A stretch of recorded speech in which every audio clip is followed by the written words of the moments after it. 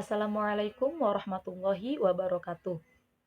Perkenalkan, nama saya Dina Latifah dengan NIM 391235001, Prodi Sistem Informasi, Fakultas Sains dan Teknologi, Universitas Pancasakti Bekasi.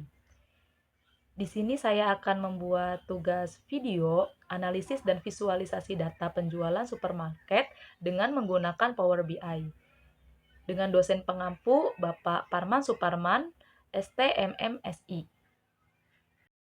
Dalam industri retail, pemanfaatan data yang optimal dapat meningkatkan efisiensi bisnis, meningkatkan pendapatan, dan mengoptimalkan pengalaman pelanggan. Supermarket menghasilkan volume data besar dari transaksi penjualan, metode pembayaran, hingga ulasan pelanggan.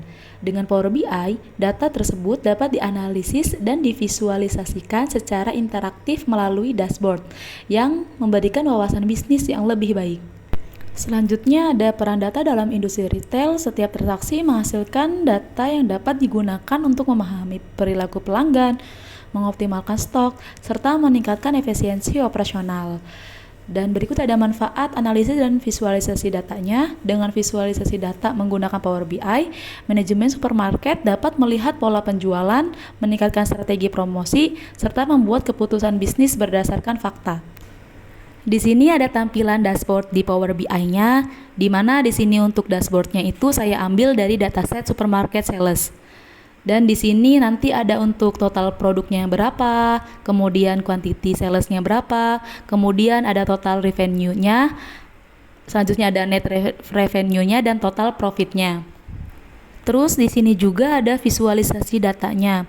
Untuk tren lainnya kita bisa lihat dari bulan Januari sampai bulan Maret, karena dari datasetnya dari bulan Januari sampai bulan Maret. Kemudian di sini ada rating dari produk dalam bentuk rata-rata dari sebuah rating yang ada di setiap produknya ini. Kemudian di paling pojok bawah ada total revenue-nya dari setiap produknya berapa. Jadi di sini kita buat grafiknya. Kemudian di sini ada total payment kategori. Jadi untuk pembayarannya itu kita lihat di sini kategorinya ada 3, e-wallet, cash, dan credit card.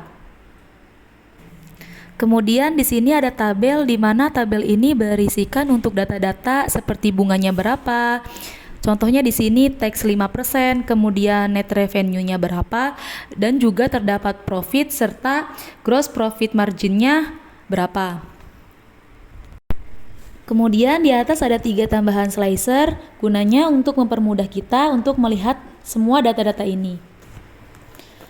Dashboard ini dibuat berdasarkan dataset supermarket sales yang mencakup beberapa komponen utama.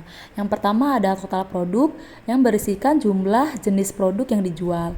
Yang kedua ada quantity sales, adalah jumlah total barang yang terjual. Yang ketiga ada total revenue, pendapatan kotor dari penjualan. Yang keempat ada net revenue, adalah pendapatan setelah dikurangi pajak dan biaya operasional. Dan yang terakhir ada total profit, adalah keuntungan setelah dikurangi seluruh biaya. Selanjutnya visualisasi data dalam dashboard. Grafik trendline digunakan untuk memvisualisasikan pergerakan penjualan dari bulan Januari hingga Maret. Visualisasi ini membantu dalam mengidentifikasi pola pembelian pelanggan dan menganalisis tren musiman yang dapat digunakan sebagai dasar strategi bisnis. Selanjutnya ada rating produk rata-rata. Supermarket biasanya memiliki sistem penilaian pelanggan terhadap produk mereka. Dalam dashboard ini, visualisasi rating by produk dilakukan untuk melihat rata-rata penilaian setiap produk. Selanjutnya ada revenue per produk. Grafik ini menunjukkan pendapatan dari setiap produk berdasarkan kategori penjualan. Dengan analisis ini, supermarket dapat melihat produk-produk yang memberikan kontribusi besar terhadap pendapatan total. Selanjutnya ada total payment kategori. Supermarket biasanya menawarkan berbagai metode pembayaran seperti credit card, cash, dan e-wallet. Dashboard akan memvisualisasikan jumlah transaksi berdasarkan masing-masing metode pembayaran. Pada total payment kategori, data yang ditampilkan yang pertama ada total transaksi berdasarkan masing-masing kategori pembayaran. Yang kedua ada bunga kredit yang dikenakan pada pembayaran menggunakan kartu kredit. Yang ketiga ada pajak 5% yang dikenakan pada setiap transaksi. Selanjutnya ada net revenue dan profit dari setiap metode pembayaran. Selanjutnya ada gross profit margin sebagai metrik profitabilitas keseluruhan. Selanjutnya ada penggunaan slicer untuk interaktif data analis. Manfaat slicer dalam Power BI yaitu fitur yang memungkinkan pengguna memilih dan menyaring data berdasarkan berbagai variabel. Cara slicer membantu eksplorasi data, misalnya menyaring informasi berdasarkan tanggal transaksi, kategori produk, dan metode pembayaran.